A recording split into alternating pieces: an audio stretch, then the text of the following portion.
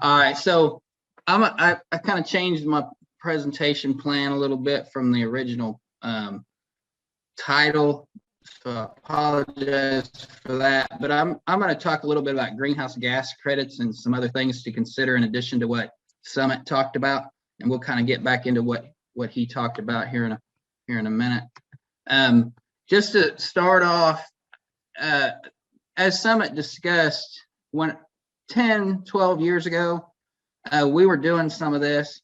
In fact, the first grant I got as an extension specialist and faculty member at OSU was dealing with carbon credit generation, funded by the Western Farmers Electric Co-op, and then we moved into a conservation innovation grant that funded Sumit's work with the Conservation Commission. And so we did a lot of this for the first 5-6 years of my career. And we went, back then you had the climate exchange in Chicago, and that's where we're going to market that and those credits. And don't want to get into a lot of history, but we've done a lot of work. And if you're interested, you go to this website at the bottom of the screen to kind of understand how far we got in the process. Because then what happened is the economy collapsed, the general economy, no one had excess wealth to spend on greenhouse gas credits. And then the administration changed, and here we are today with another administrative changes in the federal government. So long and short, credits are generated when practices are adopted that sequester carbon or other greenhouse gases and prevents its emission compared to business as usual. And so that's the basic premise of what we're trying to do. We're either going to take it out of the atmosphere through sequestration, or we're going to prevent its emissions in the first place. And the two big ones in cropland agriculture would be carbon sequestration and nitrous oxide emission avoidance. We can get into, methane emission avoidance and flaming off from lagoons and managing manure systems is another big one in broader agriculture, but these are the two that we're going to worry about in cropping systems. And the reason we look at these is that over the history of man, most soils on Earth outside of some rainforests in South America and in Africa, we've had dramatic land use change from native systems to cultivated systems, which depleted the organic matter. And the idea is we simply reverse those processes through no-till and conservation management to start accumulating carbon. But like Sumit said, it's very hard to measure a change. In his work, that's what we learned for sure. And even when you look at Katie's work, which is outstanding long-term studies, is that older study is where you're seeing significant observations. In those younger studies, you're seeing some evidence of accumulation, which I think is true, but it's hard to statistically measure without large levels of degrees of freedom, which is sample size. And then nitrous oxide is a more probable option for crop producers. We can, in short, increase our nitrogen use efficiency to a maximum. And that will, I think, Peter and I can discuss this, I think it will reduce our overall nitrous footprint. If we're making more bushels with less nitrogen, then we have less nitrogen in the soil to generate nitrous oxide. The problem is that we cannot reduce nitrogen applications to a degree that will limit yield. And so therein lies a problem with the policymakers. And the protocols are generally going to be complex. And policymakers don't like that. They like things to be kept simple, is what we learned back when we were looking into this. There's a few issues that complicate greenhouse gas credits. First is the permanency. The big one on soil carbon that we ran into, the OCC was trying to move our carbon credits into the California marketplace after they adopted a carbon economy. And what we were told is that they would not buy carbon credits without 100-year permanency, meaning that it had to be a guaranteed contract that they would not change the management for 100 years. And so how are you going to do that? And I just put, it becomes extremely complicated. And I just put a couple points is that the soil carbon could be plowed out simply if the tenant changes on a piece of rented land. And the question is, how does that impact your leases? How does it impact the value of land? And it's all, you know, if you were to sign a contract like that, it'd be almost like putting some sort of lien on the management. I don't even want to get into it. That's a whole nother in-service training on how this would affect contracts with land ownership or land rental. I just point that out. And so that becomes a real challenge, is the permanency. And then it must be a change that would have otherwise not occurred without a greenhouse gas credit. That's another sticking point. And if you're already doing it, or the management's already in place, how would your adoption reduce the greenhouse gas? And so that becomes a challenge for long-term no-till growers, or, you know, early adopters are going to get dinked by this. And I don't know what's going on now because no one's involved me in any of the market development and protocol development. But this is a sticking point that environmental groups will start to kind of push on if we actually get into a regulated, mandated carbon economy. This will come up, and it will come up often. And I'm just kind of putting it out there that that's something to think about, because why would we pay you to do something that you're already going to do without that payment? It is really the issue. And then some more issues, validation. That's what the Conservation Commission was getting into the game of doing, is going out and validating or confirming that the practices were implemented and that they continued through the life of the contract. And then what I was, Sumit and I were involved in heavily, was the quantification, the direct measurement or modeling of the carbon, like the greenhouse gas credit generation, whether it's avoidance or sequestration. And we have and will discuss these measurements. There's a lot of challenges with them. Modeling could work if enough information is made available to the model, and if the info are accurate. But who would know without some measurements is the question. And I think as you move across different production systems, we're going to need a lot of measurements to validate the models based on what I've seen. The big issues right now are that there are no federal laws. As I mentioned, my original funding came from Western Farmers Electric Co-op, that they generate the power for most of Western Oklahoma, or at least if you're on cooperative power, they're generating it for Western Oklahoma. And everything that has happened outside of California right now, everything that's happening, all the protocols that are being discussed, all the contacts with growers about, you know, adopting practices to generate GHG credits, all of that is voluntary because there are no federal laws. And maybe there will be, you know, sometime soon, but as of now, there's no federal laws. And the only thing I can figure out of these companies and these non-for-profit organizations, these non-governmental agencies, they're all developing these programs and even developing contract with farmers so that they can get ahead of the game. You'll see this in a lot of industries where they see things coming, some writing on the wall, and they want to get ahead of the game and to fit their program into the federal laws. And that's the only thing I can figure. And so the protocols and carbon credit markets and all that stuff, we've got framework for that in history. And like I say, you can go to that website and see what we got to back, you know, up until 2015, I think is really when I stopped completely working on this because the funding fell out.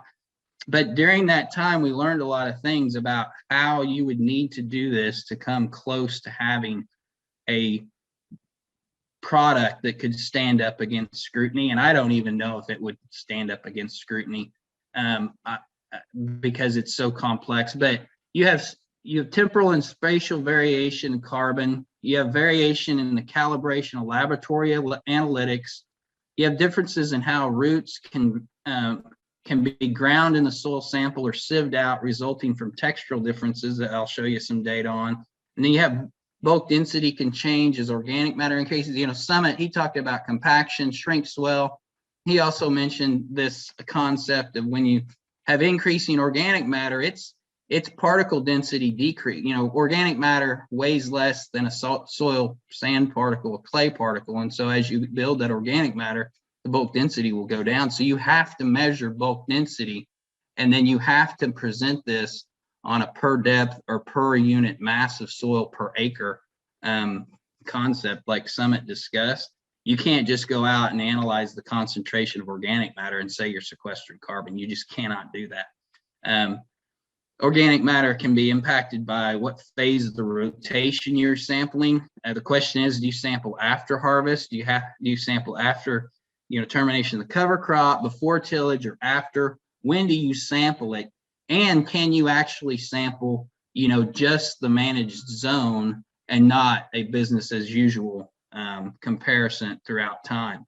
And then that comes into the last question, is what happens when a drought occurs? You have a multi-year drought that reduces the primary productivity of a field, then you're likely to lose carbon. And if you sample during that period or after, you're going to see a decline in carbon, and you may have to pay that back if you've signed a contract to accumulate carbon.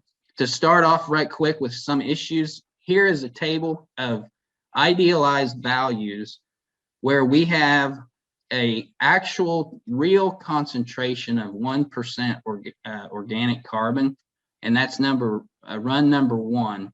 And then what I've done is just run all the options for that sample to come back with a value that's plus or minus 5%. And in analytical laboratories, if we're plus or minus 5% around the true value of a standard sample, then we accept that as sufficiently accurate and we go on. But what I want to point out is if I go and I'm 1.05% organic carbon, which is within my threshold, and then I 0.95% organic carbon, which is still within my threshold of error, those two values are 10% different.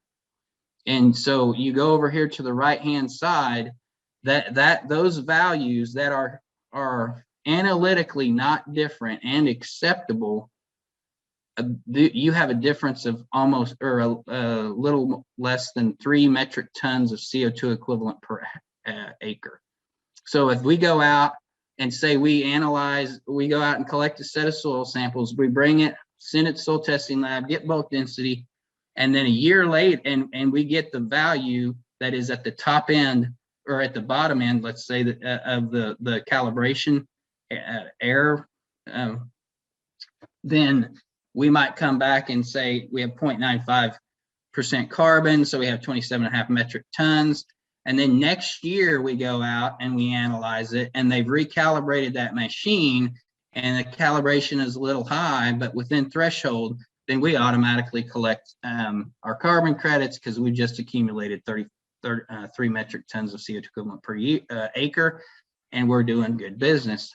But if the reverse occurs, then we've got a real problem as far as sequestering carbon.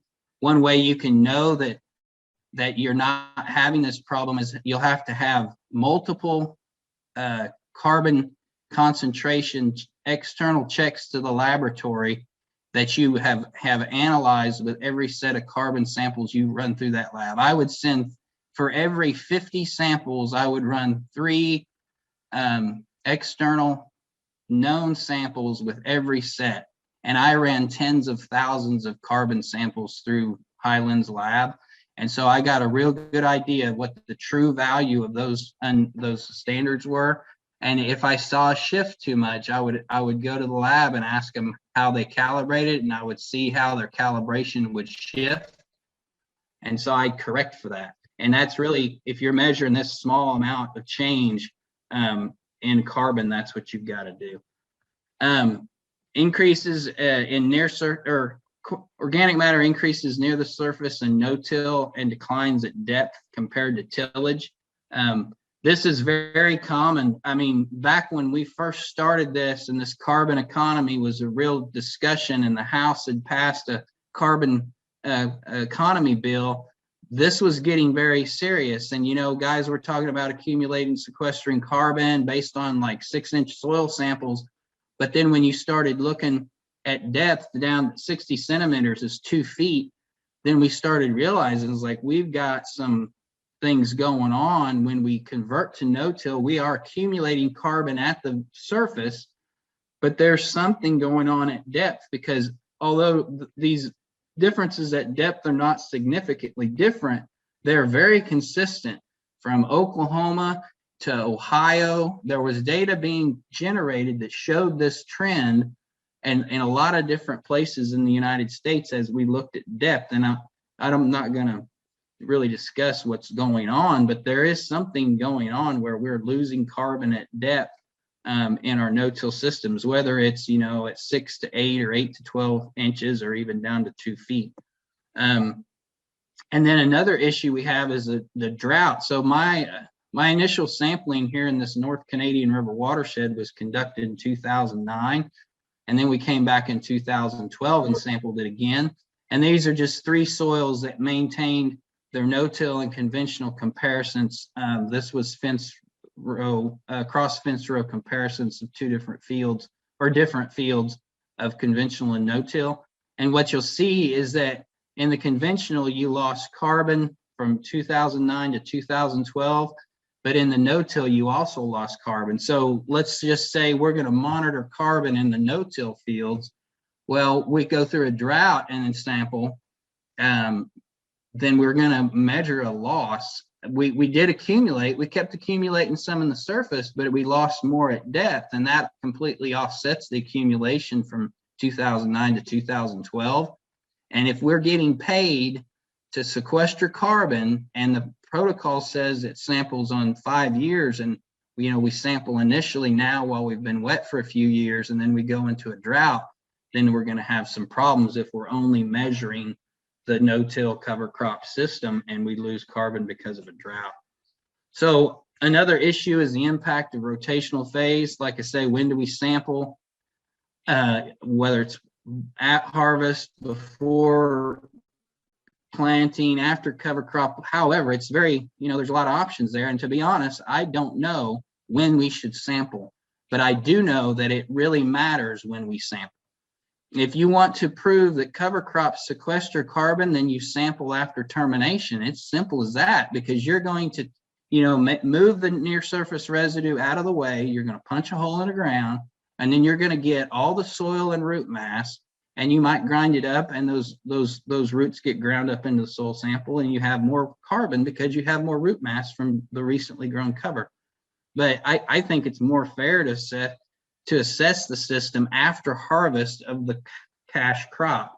But if you're in a multi-crop rotation, then that even becomes more complex. But anyway, here's just a brief data set. This was data collected from Goodwell. Blake McGowan, one of my master's students, did this work, and he was actually looking at soil health indicators in some of these long-term no-till rotations. But this rotation was at least 12 years old when these samples were taken in May of 2015. And so the MT, that's a minimum tillage, that's a sweep tillage program, and then the NT is no-till. And then in the treatment, we just sampled, this was all the same rotation, so it's a wheat, fallow, sorghum rotation, 3-year rotation, and we sampled the sorghum stalks that were harvested in 2014, the wheat stubble where the wheat was harvested in 2014, and then we had growing wheat that we sampled. And what you'll see is the sorghum stalks had the highest carbon. It was significantly higher than some of the treatments. And after I saw this data, I was like, come on, dude. Like, what was going on in this field which would result in this to occur? And what you'll notice is there's really no substantial difference between the minimum till and no-till, and that's because we're in a very dry environment. We are just coming out of a epic drought where production was very limited on these plots.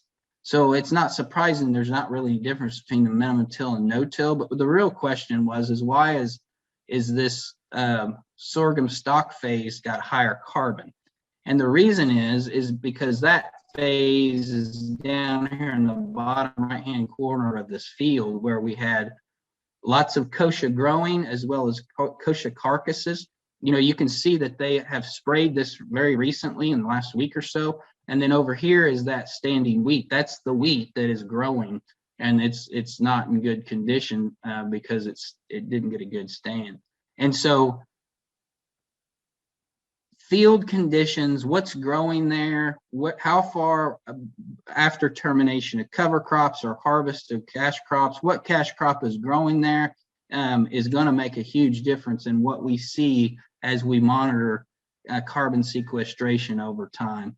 Another issue that we ran into because of that and some other observations, I wanted to know, you know, are we grinding roots up into the soil, or are we sieving them out? And what's happening from different soil textures? Because my guess is that sandier soils, we're gonna sieve more roots out of sandy soil, and that's an issue because they say, well, sandy soils don't accumulate as much carbon as heavier soils, and I wondered, well, is that because we're just grinding the roots up in the clays because the adhesive forces that are holding those clay or these roots into the soil sample as it's ground? So we did this work, and what we did is we took 6 cores from switchgrass fields at Efall, Perkins, and Stillwater.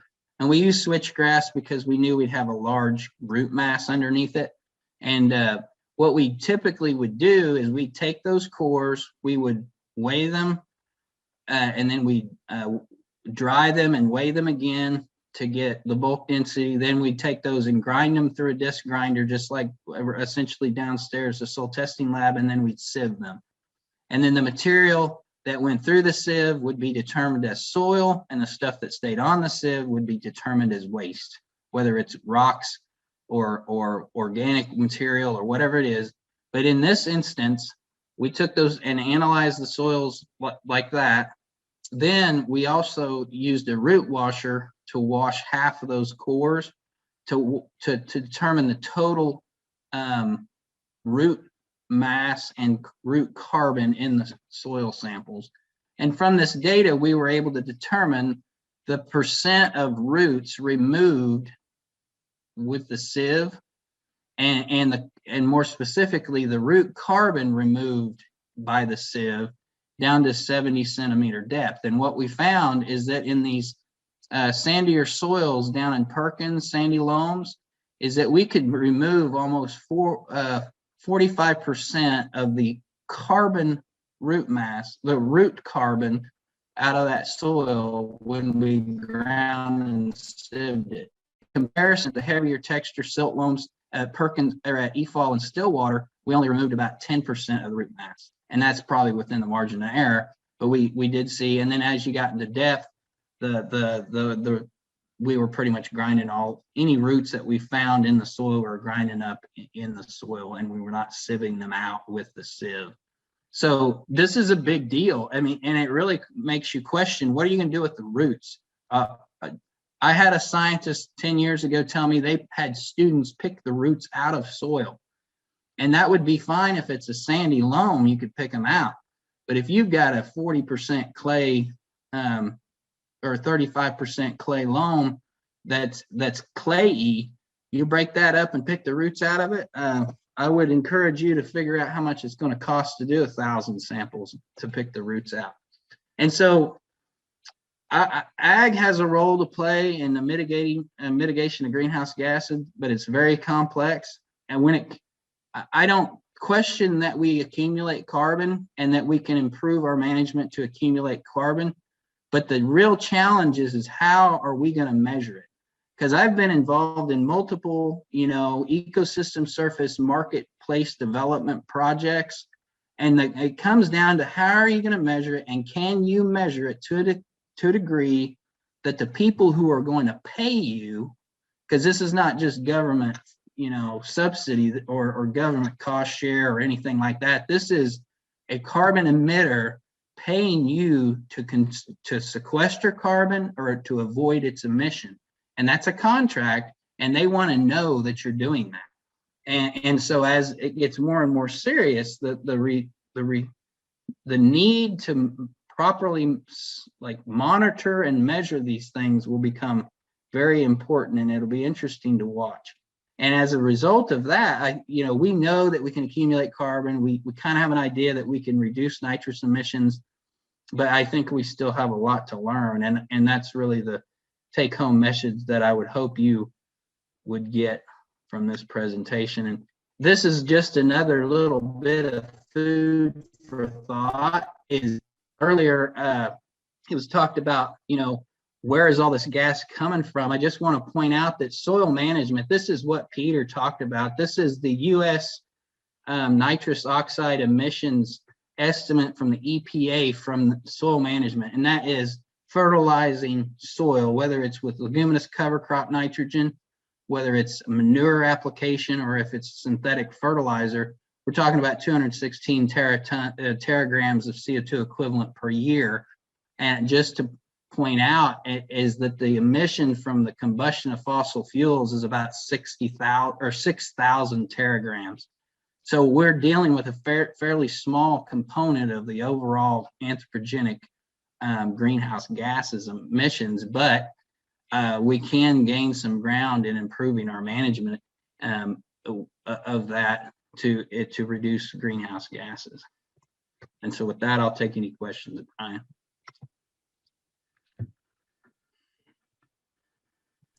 Any questions for Dr. Warren?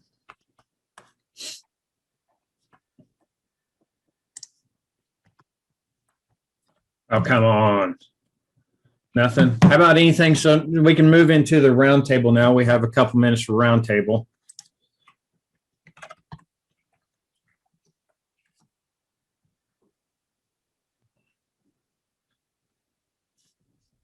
Looking. No questions for Sharma. Anything for Sumit?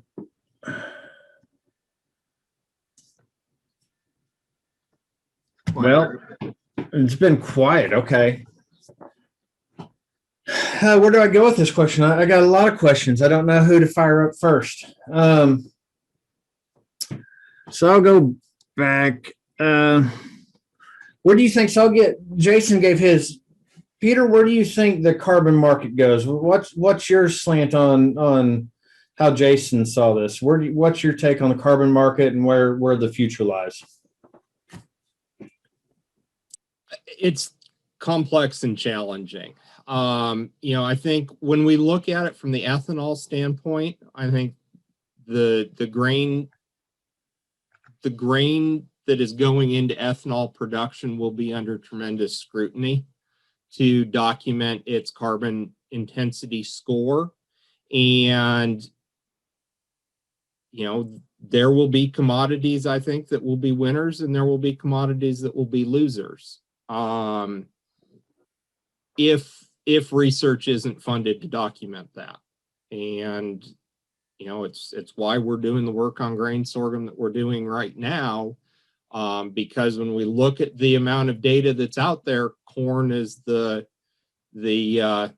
Goliath in the room. And I, say that with a bit of jest. I've got a lot of good friends that work on the corn side of things. But I think when we look at grain sorghum, it traditionally has had an important role in the ethanol marketplace, and certainly was facing the potential to be pushed out or that grain be discounted compared to corn. And when we look at the broader carbon market, carbon sequestration, I think there's potential, but till we figure out how to accurately document and have a standard sampling scheme, it's a bit of the Wild West. Well, I'll throw this out to the group. Do you think we're actually going to come down to needing to document, or are we just going to assign arbitrary values to environments and production systems and say that if we move to carbon or cover cropping, you're going to add, and this is realistic value, you're going to add 0.3 metric tons per acre per year. Or if you move from conventional till to no-till, you'll add 0.2 metric tons. Because that's in the range. We're not adding 1 to 2 metric tons per acre per year. We're adding, unless you're converting to forest or wetlands, you're adding tenths of tons. this is back when, and we talked to the guy, my contact at Western Farmers Electric, and you know, we almost had him come talk, but really he didn't have a lot to say because the feds don't have guidance or laws or anything, and so everything they're doing now is voluntary.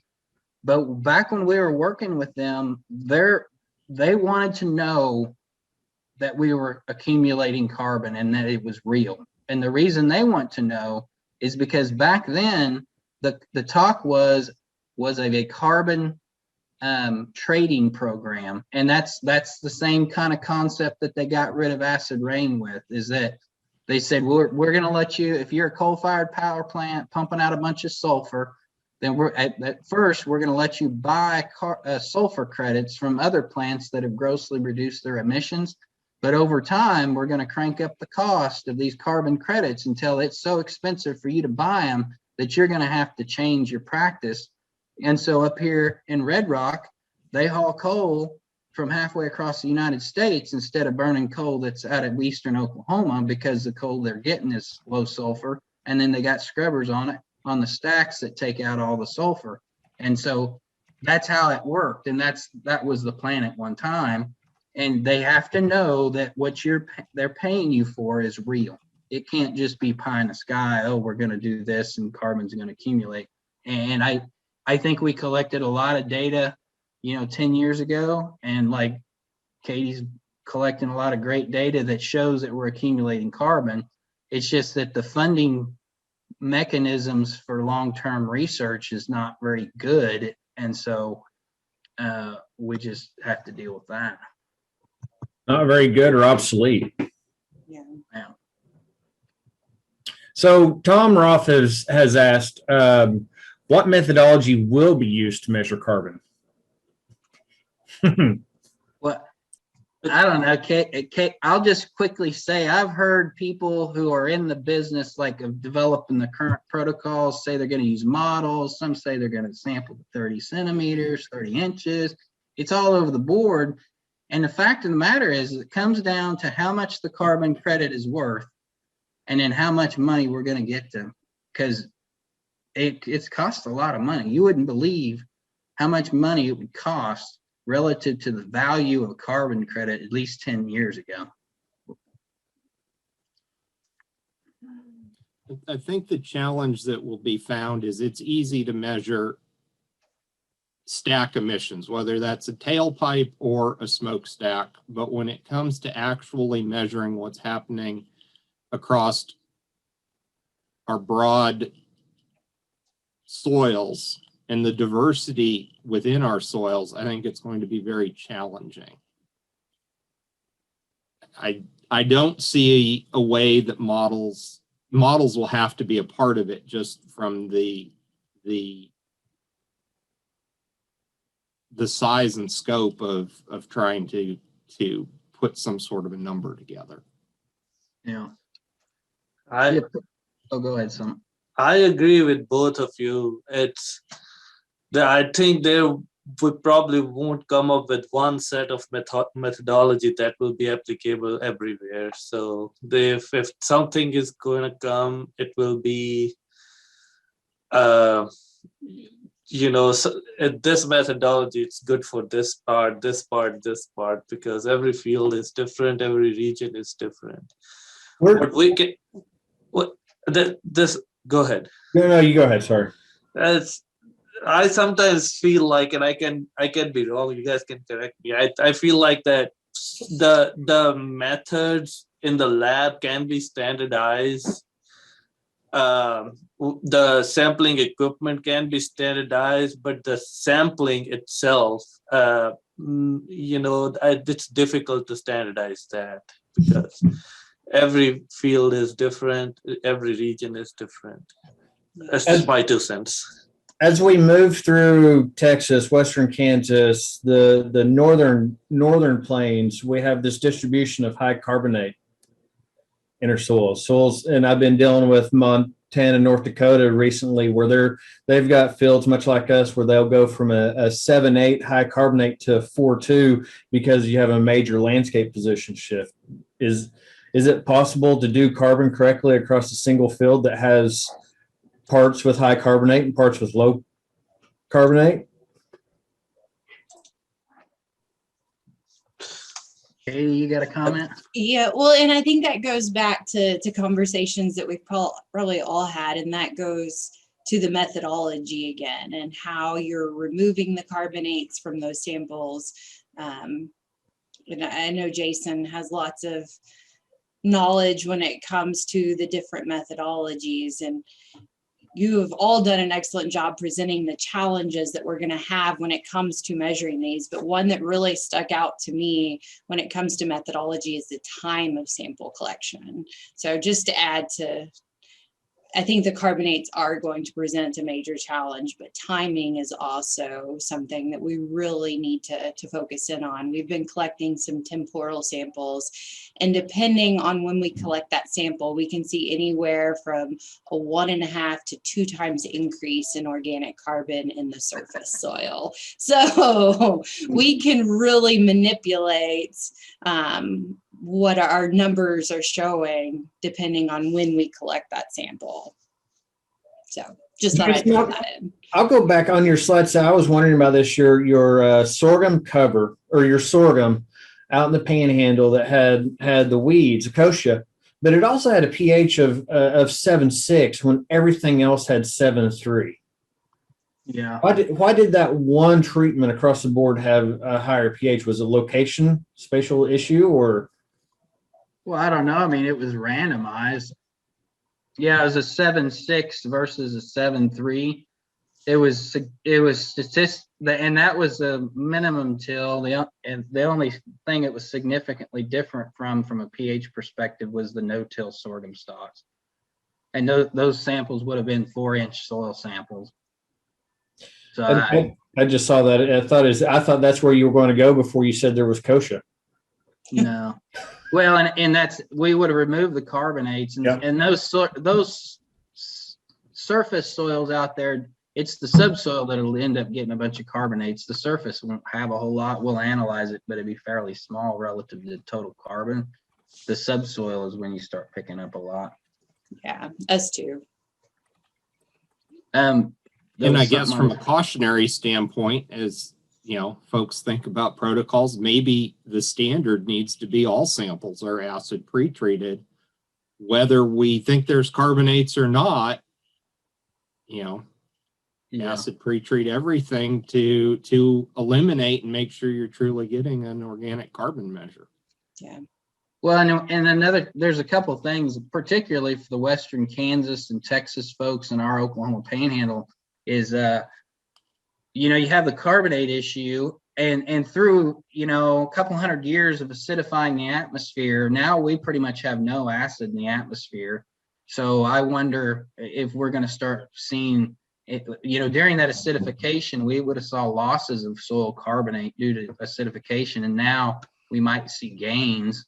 Another thing to consider in that environment is that when you're irrigating, you have sequestered a lot of carbon through taking an environment with a half a ton primary productivity in a native system, and you brought it up to a 20 or 30 ton biomass production system with irrigated corn, and you accumulate a lot of carbon in those pivots. But then there's some really good work out of Colorado State with Megan Sapansky, who has looked at carbon changes after the removal of irrigation, and it's dramatically and rapidly lost. So you have some things like that but you can dramatically and rapidly accumulate it. I had a call about some produced water use for irrigation and how we might be able to sequester carbon with produced water from oil and gas. And you could irrigate and you'll accumulate a lot of organic matter by irrigating, semi-arid soils. But as soon as you stop irrigating, you're going to lose it. So I have a question coming in. It's a 2-parter. So take this, and anybody on the panel jump in. So which soil, texture, pH, etc., and environment will be easier to increase soil organic carbon? And the second part, should carbon credits be priced in favor of improving less productive and more erodible soils, or those that are easily increased? And And I added the last part, but the easily increase. But I will say I don't know. One thing I always wanted, and we'd have been able to continue the work that we were doing, is to look at the changes in carbon across multiple soil types under no-till. But you can't. I mean, that's a really tough question, because when I first started, the guys in the southern United States on these highly erodible soils from Texas to the Atlantic coast thought that they could sequester carbon more rapidly than the guys in the Corn Belt, because they were dealing with subsoil minerals and depleted systems. But what we kind of figured out is that we didn't have much better luck than the guys up north. And I think it's a loaded question. There's so many different factors that are coming to play there. Theoretically, we would think that a clay soil would have greater storage potential, but based on the data that we have been collecting, I'm not necessarily sure that that's the main factor to consider. So, like Jason mentioned, irrigation, the ability to irrigate, of course, you're going to have a greater potential to sequester carbon. So there's a lot of factors to consider. I would say that if you could find a system that accumulated more organic matter rapidly for whatever reason, it'd be good to that, because the carbon accumulation rate would be higher, it would naturally get a better payment. But the challenge would be quantifying that such that you were confident it was better than any other system. And you just need degrees of freedom for that, which is money. And I think in this conversation, the other factor is, we can think in terms of how can we optimize carbon production, but what are the impacts of that on our cropping system and the yield and the economic sustainability of the agricultural system that we're working in. And so that all has to factor in and be balanced against simply producing carbon.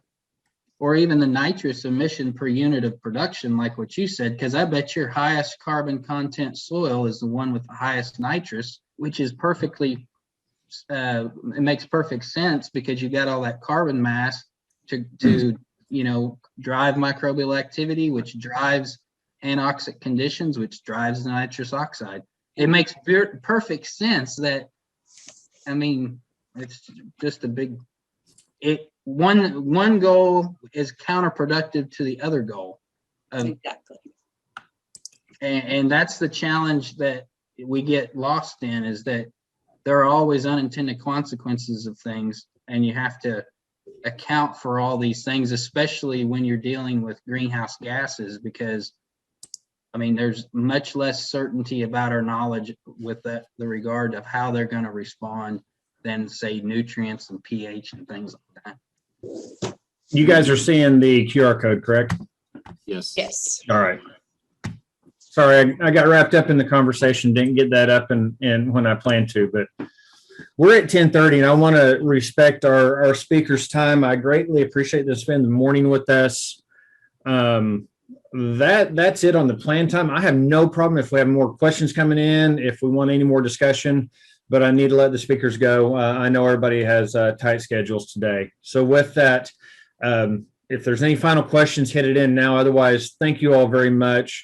I think this is an interesting discussion. I don't think this is the end of carbon discussion for the next couple of years. So with that, appreciate your expertise, appreciate your time, and I'll be sharing with you the overall views at the end. Very good. Sounds good. Thank you for organizing, Brian. Yes. Thank you. Thanks, Brian.